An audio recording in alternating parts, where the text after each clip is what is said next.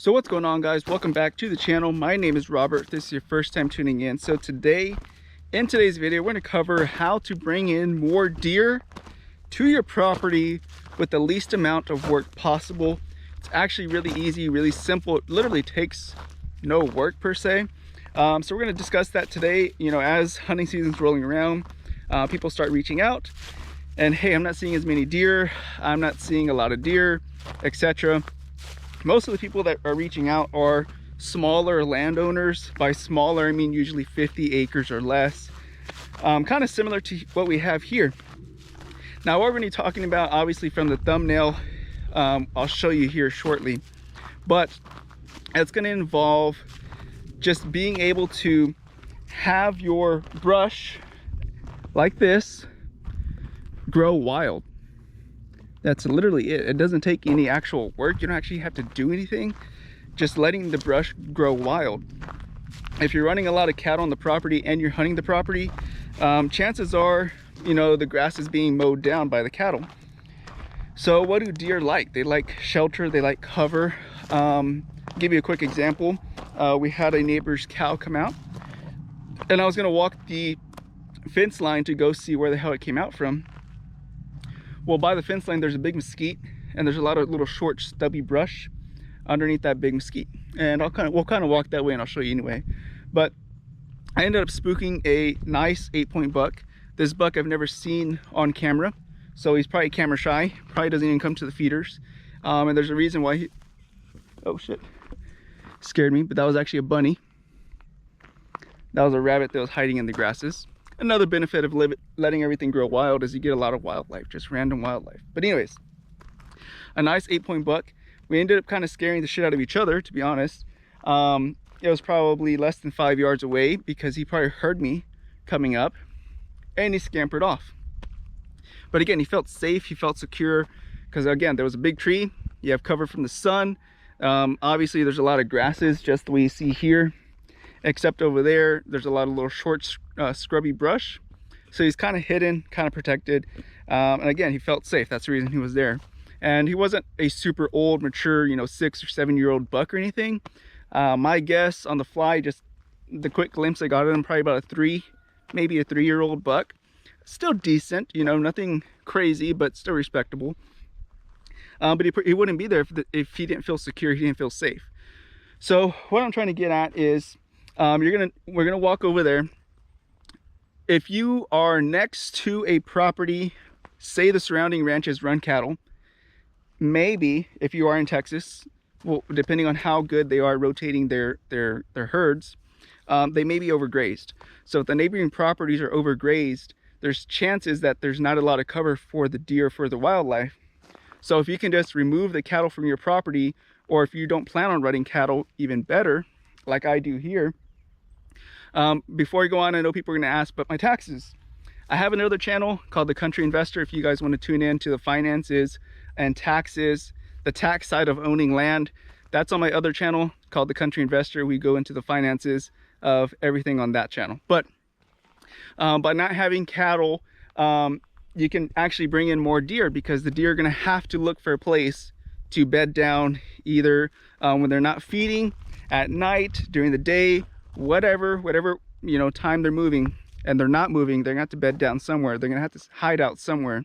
So if you can be that refuge for them, if you can be that area that, you know, the deer can feel safe, they can bed down, they can put their fawns down, the bucks can have a quiet hiding spot, chances are you're gonna see more deer.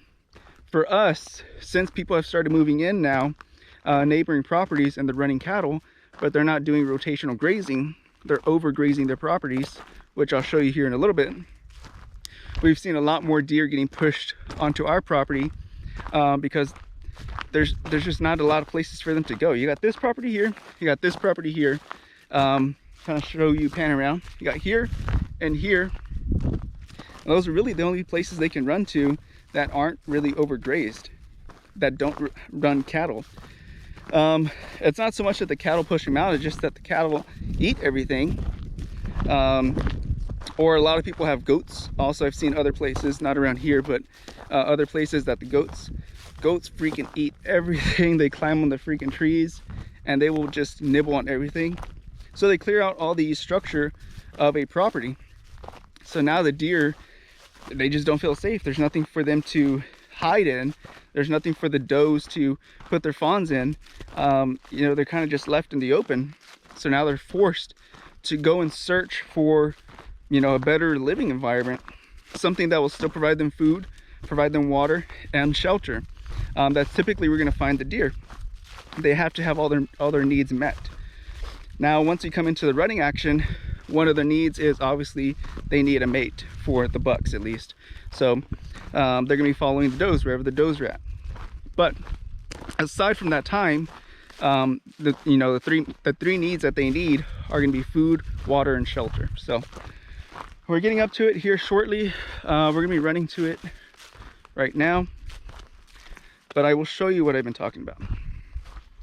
So we're walking up to it. So this is, let me see. So this is that, you know, pretty well grazed, pretty arid. There's a lot of cattle in there. And then you come around on this side, and then you have this. So we'll kind of walk a little bit more so I can show you some more differences. But just that alone, being the sanctuary, being the area that has cover, you're going to see a lot more deer. Now for us, we do have more and more large tracts of land getting broken up. So it is also pushing deer as well. A lot of the bigger deer are getting taken out just because we have so many more hunters in the area. But we still have a lot of deer, again, because our property is crazy. It's wild. Again, here's another good example. Kind of pan the camera. Got this versus this. So again, huge difference, and that alone will just bring in more deer, because they don't have anywhere else to go. Where else are they going to go?